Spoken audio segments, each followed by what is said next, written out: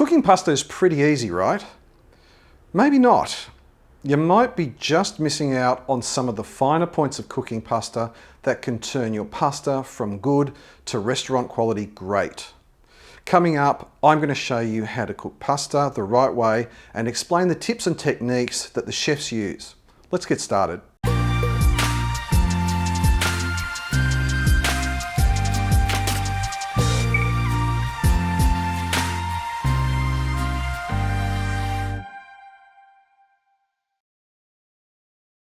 To cook pasta for 4 to 6 people, use 1 packet or a box of pasta.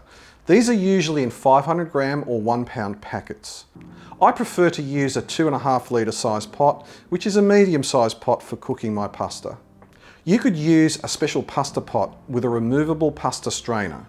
These are great, but have a drawback in that they need a lot of water, so they take a long time to boil. But on the other hand, it's an easier way to cook and strain pasta. We start by adding water to the pot. I put in 2.5 litres. Add the salt. The salt adds an even seasoning to the pasta. It'll taste bland without it. How much salt you add is a matter of personal taste, but salt is essential for providing a nice even seasoned flavour. I find that 2 teaspoons of cooking salt per litre of water is about right. So I put in about 5 teaspoons worth into a 2.5 litre pot of water. There's a difference between dried pasta that you buy from a grocery store and freshly made pasta that is cooked just after it's made. Fresh pasta will cook in about 3 minutes and will always be soft. Dried pasta will be hard and will take about 8 to 12 minutes to cook and will be ready when it's al dente. More on that later. When the water starts to boil, add the pasta. At this point, it's crucial to start stirring the pasta so that it won't stick to itself. If you don't do this, then the pasta will stick to itself and it will be very difficult to separate it later without breaking the pasta pieces. With small pasta pieces like penne, it's very simple. I typically use a skimmer to stir the pasta through, and I stir it immediately after adding the pasta for about 30 seconds. Then again every minute or so, just to make sure the pasta isn't sticking. You'll find that the pasta will stick to itself for the first few stirs, but after it's cooked a little, it'll stop sticking. Fresh pasta is much less likely to stick to itself, so it doesn't need so much stirring.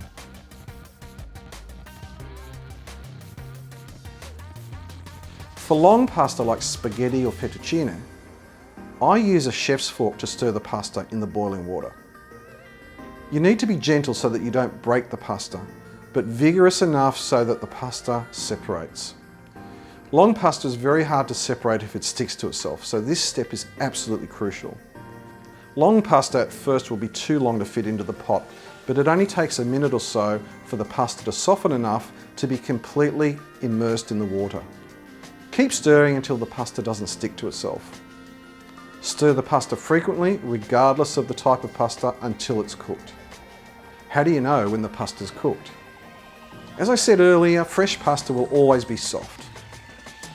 Dried pasta will transform from hard to soft as it cooks. Whether you like this type of pasta soft or al dente is ultimately down to personal taste.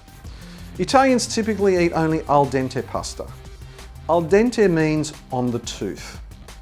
What they mean by this is that instead of being soft all the way through, the pasta is soft on the outside and a little bit firm in the middle, so there's a bit of resistance when biting into it.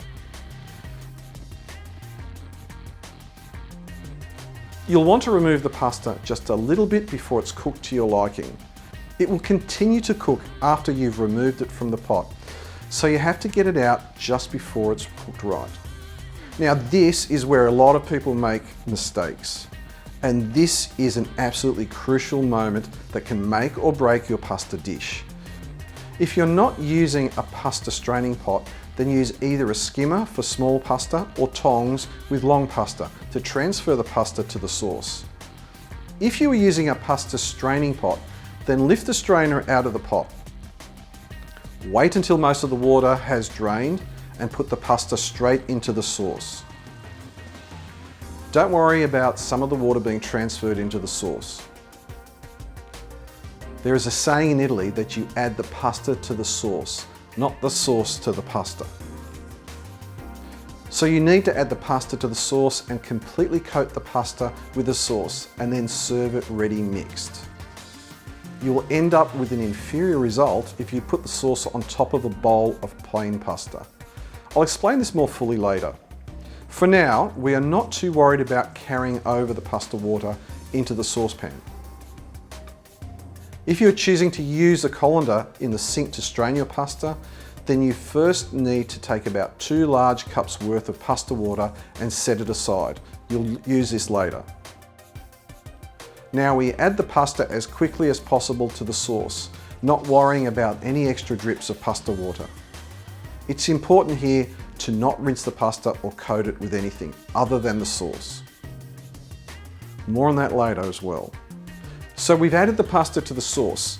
Now we start to stir the pasta with the sauce, making sure that everything is evenly coated. You'll notice that the pasta would have absorbed a lot of the excess liquid from the sauce. This is where the extra pasta water comes in handy. Using either the pasta water from the pot or from the cups that we set aside earlier, add about 2 ladles worth of water or just under half a cup to the pasta sauce mix.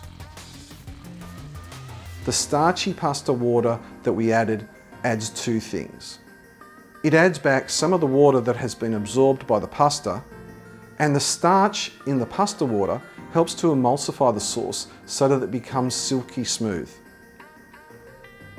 Without adding the pasta water, the pasta and sauce mix become pasty and dry.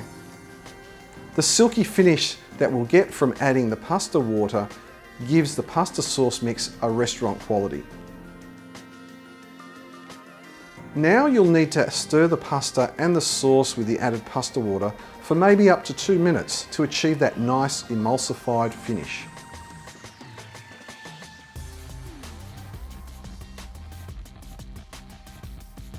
If you find that when you've served the pasta, there's a watery or an oily separation of the sauce in the bottom of the plate, then you haven't added the right amount of pasta water.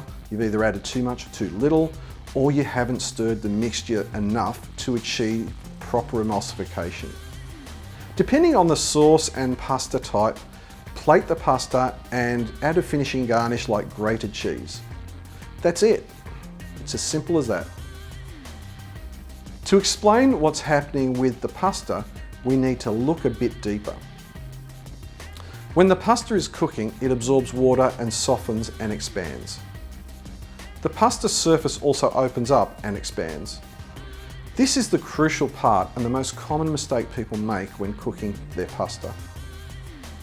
The typical mistakes are straining pasta and throwing away the pasta water, adding oil to the pasta water, adding oil to the strained pasta, rinsing the pasta, and allowing the pasta to cool a bit before adding it to the sauce.